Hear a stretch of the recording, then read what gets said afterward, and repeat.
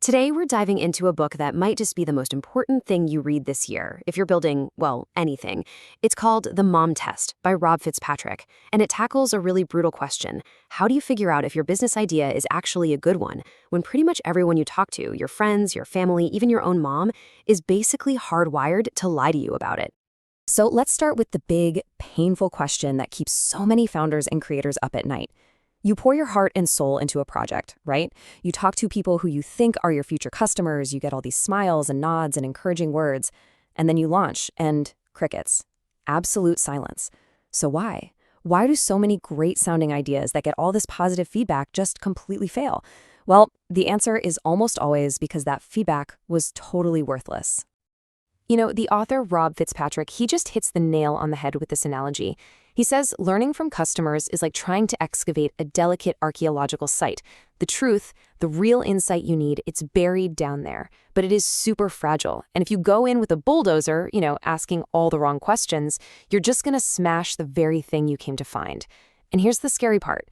Most of us, when we think we're doing customer research, are driving a bulldozer. So here's the root of the problem. People lie to you. Now, it's not because they're malicious or anything. It's because they're being nice. It's a social lubricant.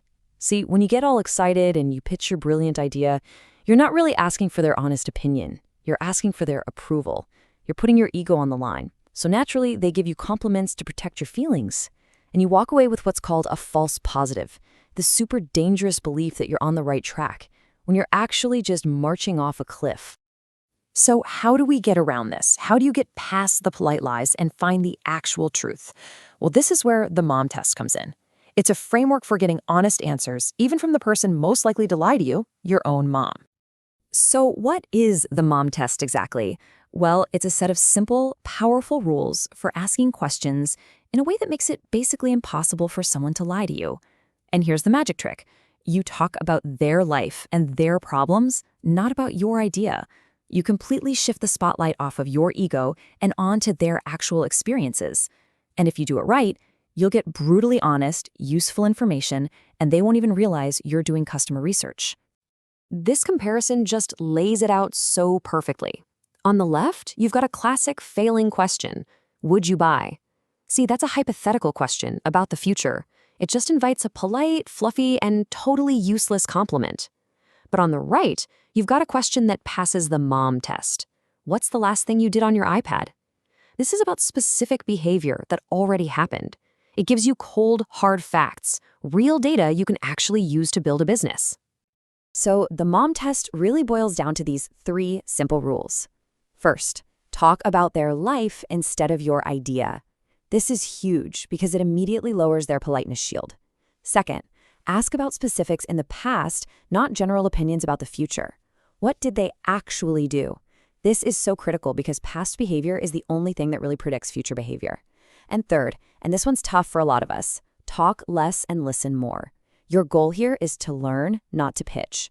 Every single second you're talking is a second you're not learning something valuable. Okay, so you've got the rules. Now let's talk about what to avoid. You need to become an expert at spotting bad data. Those conversational traps that feel good in the moment but will lead you completely astray. The book breaks bad data down into 3 main categories. First, you've got compliments. The ego boosts that mean nothing. Second is what the author calls fluff. This is all the vague, hypothetical talk and promises about what they might do in the future. And third, you've got ideas and feature requests, which can be a dangerous distraction from understanding the real underlying problem that you should be solving. We have all been there, right? You finally get up the courage to pitch your idea, you're holding your breath, and they hit you with this. That's so cool. I love it. And man, it feels amazing. You think, yes, I've just validated my entire business. But here's the cold, hard truth from the mom test. A compliment is fool's gold. It's shiny, it's super distracting, and it is completely, utterly worthless as data. It costs them nothing to say. So your job is to learn how to graciously deflect it and steer the conversation right back to the facts of their life. So when they say, I love it, you can just say, hey, thanks, I really appreciate that.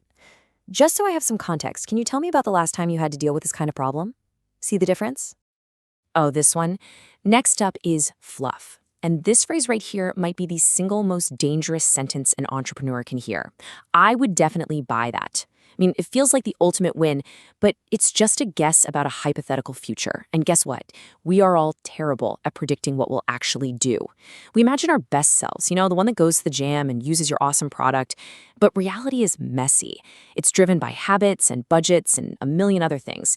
Their good intentions aren't going to pay your bills. This table right here, you should probably print this out and stick it on your wall. Seriously, the questions on the left are poison. They're all asking for opinions and guesses. But the questions on the right, they're gold. They ask for facts and past behavior.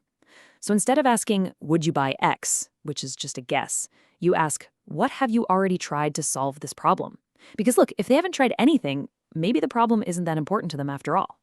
This is how you dig for the truth. Okay, so you're asking good questions, you're dodging the bad data, what's next? Well, now it's time to separate the talkers from the real buyers, and you do that by demanding real commitment. The only kind of validation that truly matters is commitment. And what that means is getting someone to give up something they actually value, their time, their reputation, or, their money. A compliment is free. A commitment has a cost, and that is the difference between someone who's just a fan and someone who's going to be a customer.